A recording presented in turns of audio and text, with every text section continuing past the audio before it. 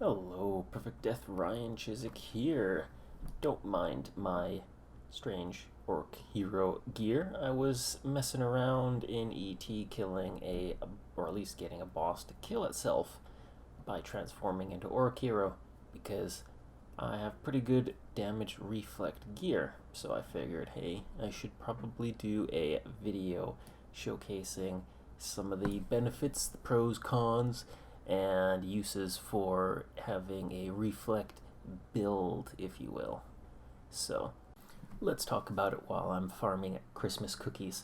So the primary way of doing your shield reflect or your damage reflect will come from gear and from your skill.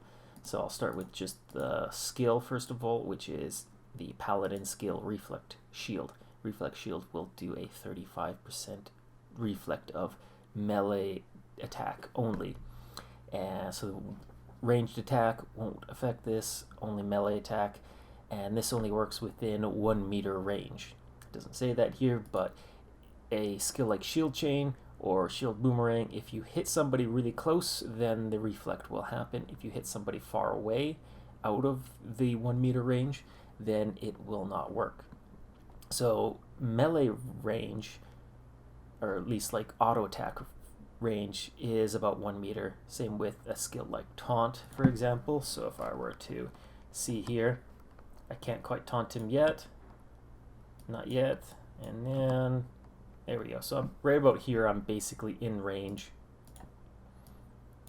So if I turn, yeah, he's using non-physical auto attack, so he won't actually do the physical thing to me here. So, but this guy, if he hits me, we can see that every time he hits me, he will get a little bit of reflect. But I am using more than just the shield reflect. There's actually a combination of things that I'm using, specifically the Death Cat Cape. This is one of the bigger types of damage reflect that I am using because the reflect shield has such a big restriction on it.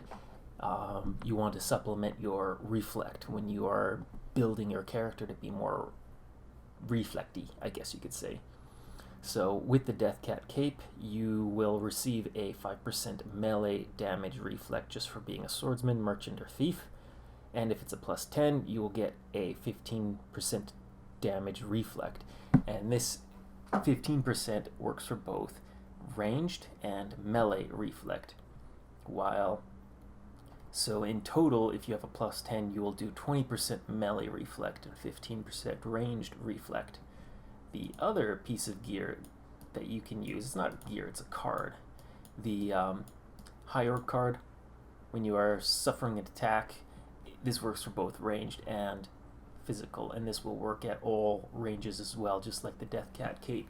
So with the two of these combined, you can do 30% physical damage, well, melee physical damage, and 25% ranged physical damage.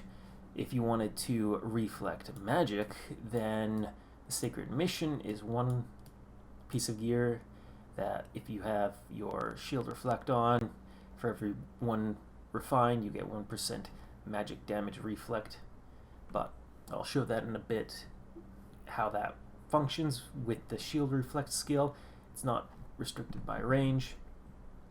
So the other shield that you can use to reflect magic damage is the Orlean Server, which has a flat 10% reflect. So Sacred Mission can be equal to it at plus 10, and it can get more reflect higher up. And then there's some other gear for both magic reflect and physical reflect cards, and headgear, I know for a fact, is another magic reflect one. But in general, for your physical reflect, you can get up to your 65% if you're within 1 meter range, and you have your 35% from shield reflect, and then your 30% to 25%.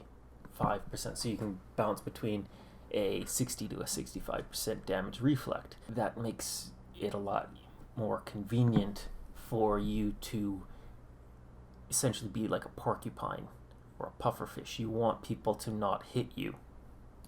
And one of the reasons this is a good option for a Royal Guard class is because of max HP. I currently don't have a lot of max HP right now. Somebody, let's say, hits you for 1,000,000 damage, then that's going to reflect, 60% or more back at them. And they're basically guaranteed dead at that point because, even if you just had 10% from a high orc card, they would get 100k damage back.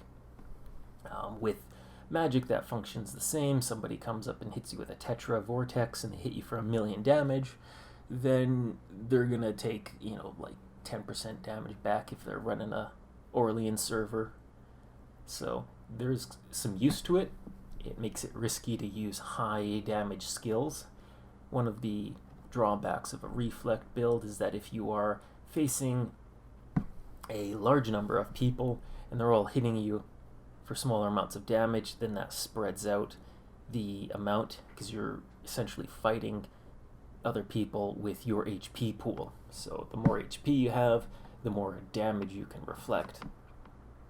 And I've heard people talking about using items that reduce their damage reductions, or like there's a rune armor that increases the damage you receive from other races that aren't undead or demon, with the idea that if you get hit, you take a lot of damage, but then you reflect more damage. And the general consensus that I see is that a lot of people want to use the reflect not as like a primary way of dealing with people, but as it's a good deterrent, especially for geneticists or warlocks from trying to fire their nuke skills at you, because they can do a lot of damage. Get hit by improved acid demolition. It's basically 70k damage I've seen them hit for.